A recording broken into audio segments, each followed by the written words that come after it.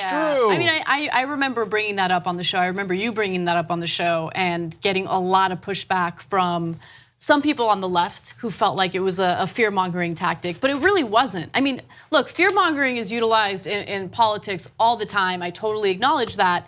But in the case of a Supreme Court nomination, and in Trump's case, 2 Supreme Court nominations, it's very serious and it has lasting implications. So. And we're not even 2 years in. Yeah. You don't know that he's done with Supreme Court justices. Oh my God, please stop, let's stop talking about it. I warned about that in the video where I said why you should vote for Hillary Clinton in the general election.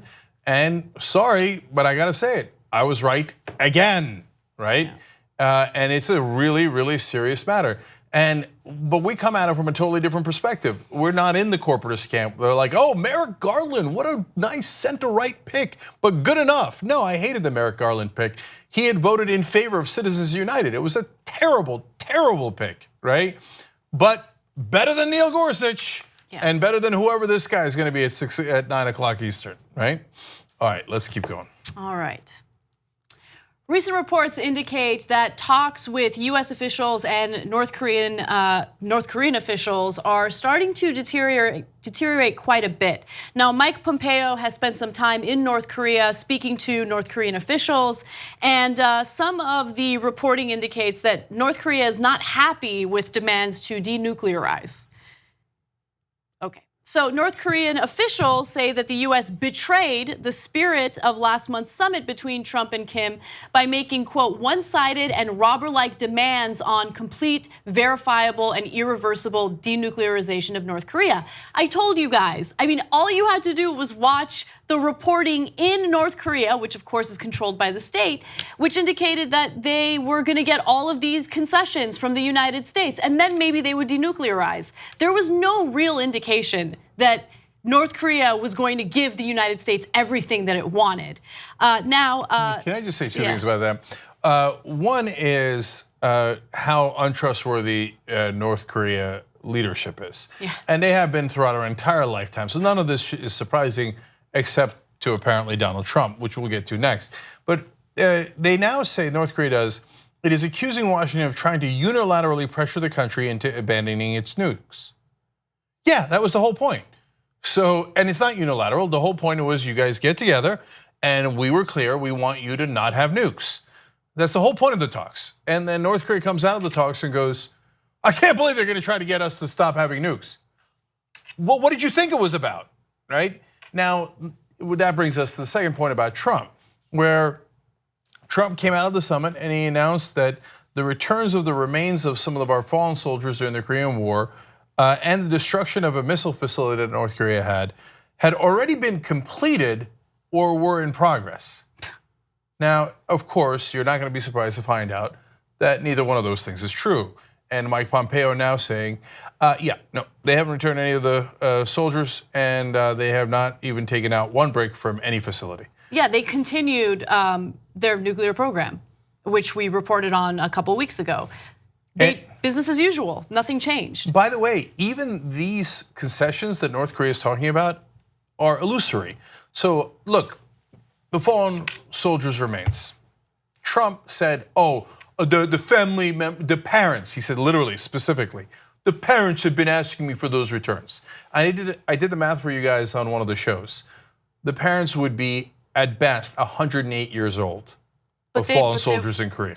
Okay. I'm glad that they found the energy to go speak to Trump. Though. Right, yeah. It's a total lie. Nobody's asking for that. The reason that's involved in negotiations is because it's easy for North Korea. Dig up some graves, send them over. Who cares? It doesn't affect anybody. It doesn't matter at all, right? And then the second one is, oh, we'll get rid of a facility. As we told you on the show yesterday, that's not the main facility. They're building the other facilities where they're doing the nukes. Mm-hmm. So it's actually, it's 2 nothing burgers, and they didn't even do that. But since Trump's an idiot and came out, oh, they're destroying their facilities and we have the soldiers and it's nearly complete. They're like, great, now we don't have to do anything because the schmuck already said that he got what he wanted. Right, he gave away the one real bargaining chip he had right after the summit, or as the summit was happening, right? These joint military exercises with South Korea, they're war games, they're provocative, essentially spewing North Korea's propaganda and talking points for them. So again, you might agree with Trump on that. You might agree that those are provocative war games that we should end.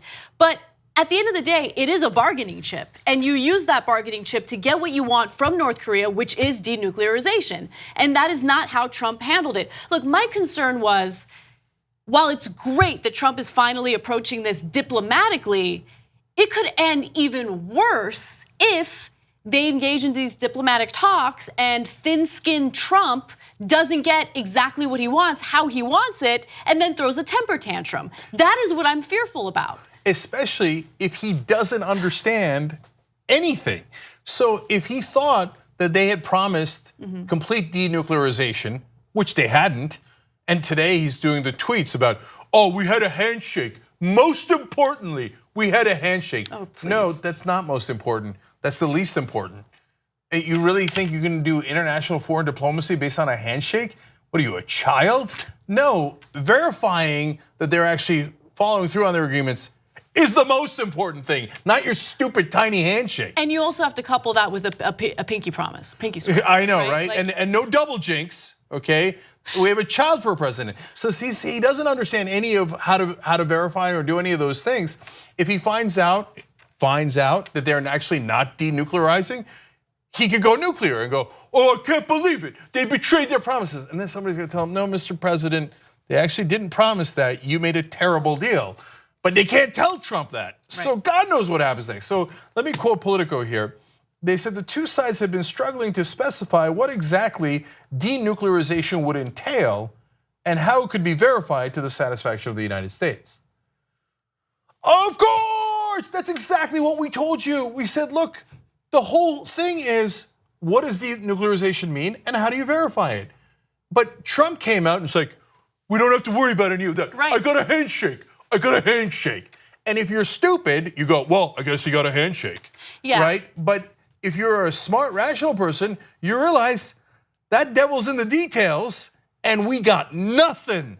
And in fact, that could lead to more conflict, not less conflict. Yeah, and again, that is genuinely what I'm most concerned about, because while diplomacy is fantastic, it's fantastic when you have a competent leader handling it, and that is not what we have with Donald Trump.